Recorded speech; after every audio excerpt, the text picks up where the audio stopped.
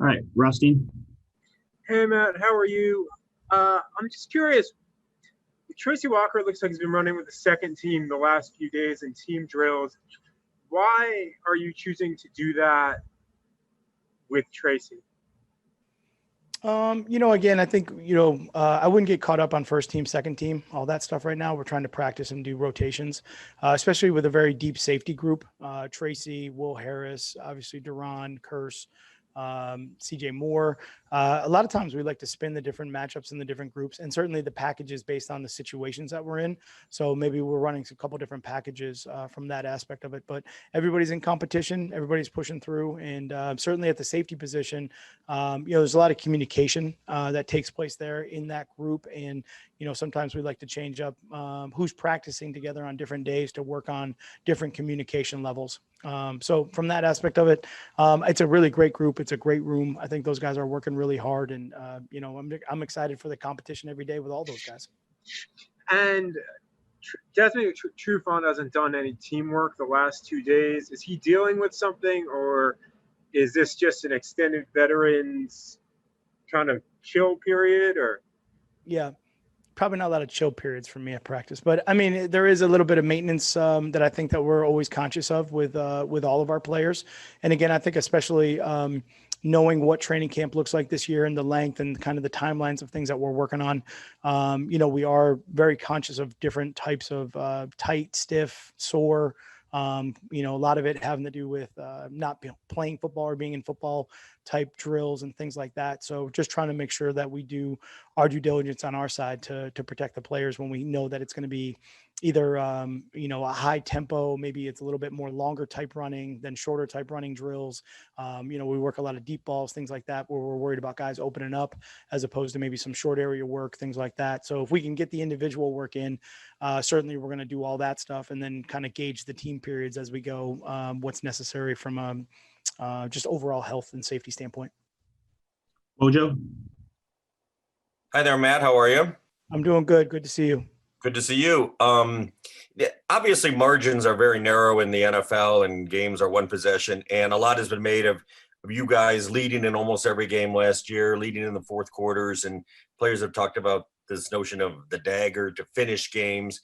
Do you look at it as you're close, and that means you can close that gap, or how big of a gap is it to be a team that finishes games in the fourth quarter? Like, how much has to change for that to happen? Yeah. It's a great question and a lot of great conversation, I would say, inside of our building too.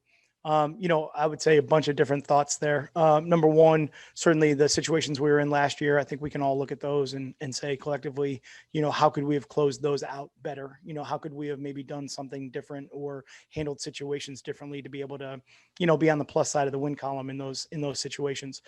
We also know on the flip side of that last year is last year, and this year's team is different and will be different on the field, and the opponents that we play will be different. And that's the NFL. It changes every year. But I think from a mindset, that's a good standpoint for us to try to say, okay, hey, when we get in these situations, how do we really do certain things to allow us to be in a position to, win more of those games and capitalize on those scenarios. Certainly in the fourth quarter, there's different things that come up from situational football to time of possession to the opponent that you're playing. So we certainly look at all those. But just overall right now, we want to just play better all the way through the game for 60 minutes. And hopefully in the end of those, we'll close them out. But certainly a great learning lesson for us last year of trying to get over that hump to close those out in the fourth quarter compared to, where we want to be this year.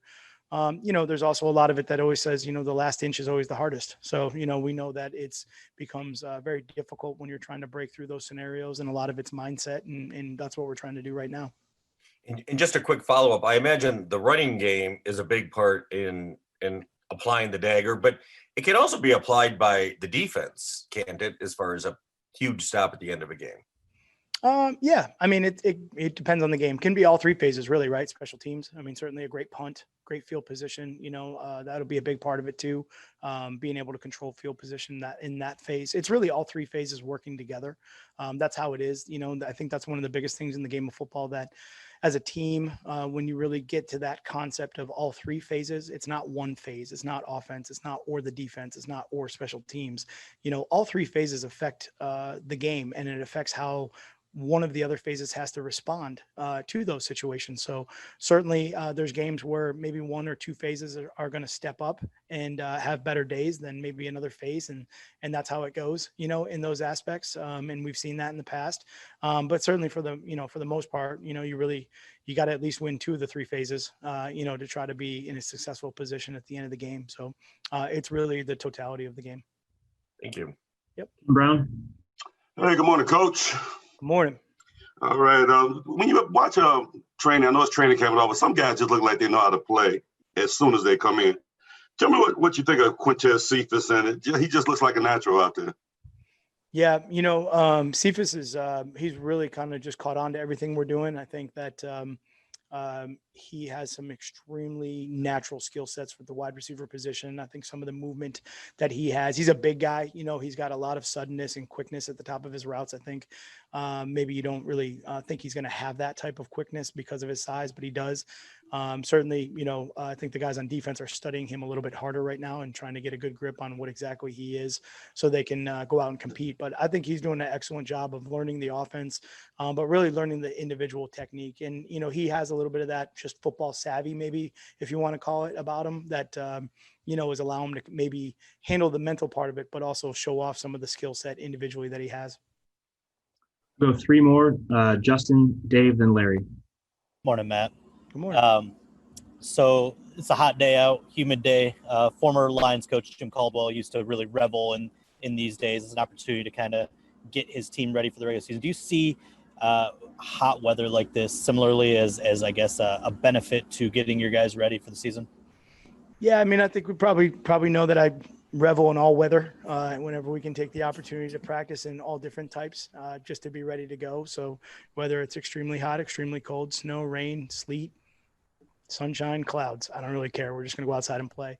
I do think it's good during training camp, and obviously we're in a little bit of a different training camp, but to get some heat, get some humidity going from that standpoint and see our conditioning levels as we go through camp. But certainly we got to be safe in that accord too. I would say we're not, into training camp for, call it, August 23rd, as far as we normally would be. So if we were traveling to like a Houston or going to a hot weather place to go play a game, we'd have a lot more under our belt here from a conditioning standpoint and a practice standpoint. So I do want to be conscious of that as we're going through, but we'll take the heat. That'll be great. I do seem to recall something about you guys liking to practice in snow, but I did want to build on Mike's question a little bit with Tracy Walker, Will Harris, Harmon, that kind of rotation you got going back there. We talk all the time about chemistry in the offensive line and how important it is to build. I assume we're probably going to see a lot of situations with Walker and Harmon on the field together this year. What kind of chemistry do those guys need to build? How important is it at that position? Yeah, I mean, it's critical. The safety position is one of the major communicators on the defense, along with the linebackers, and certainly trying to get communication from a safety position. The way the defense looks, if you kind of draw a line down the middle, the safeties are the one that tie it to the linebackers to the front, and then basically outside to the perimeters of their side. So certainly knowing what you're communicating to your side, and then being able to relay that back to your other safety partner is really important from the overall concept of the defense. So those guys working together and being comfortable with all of them, Will Harris and like I said, Curse, all those guys, CJ Moore, when he's in there, that becomes really important for us. There's the communication piece. And a lot of times, on the football field, we talk about this all the time, especially offensive line and really in the secondary quite a bit. Because there's a lot of post-snap communication that takes place, whether you're trying to recognize routes or, give in-cut alerts or underneath routes or whatever the communication might be. And a lot of times you just kind of lock into the voice. You're not going to see the guy. You're not necessarily going to see the person, but even through crowd noise, you'd be amazed that the more familiar you get with your teammates and the more you have that kind of, that kind of bond of playing experience with each other. It can be really, really loud in there, and you can still hear that in-cut call, and you just kind of hone into those types of communications. So, that's a big part of it, especially at the secondary level. Absolutely. Thank you. Yep.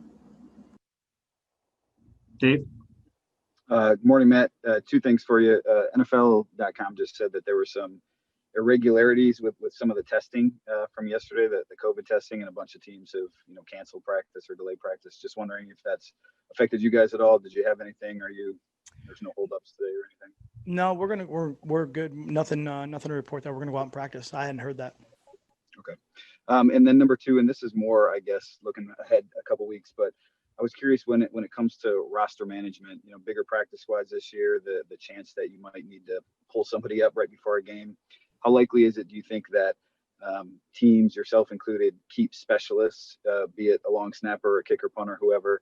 And same thing, can both of your punters kick, I guess, too? And you have to look at that if they can kick field goals as well.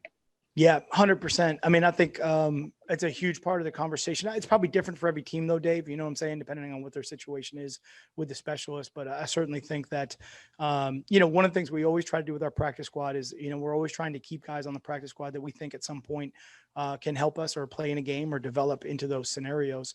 So that is something we always look for. And whether it's offense, defense, or special teams, that's all going to be a part of it. And certainly for our case with the specialists and the competition that we have there, when we get down to it, we'll see where that goes.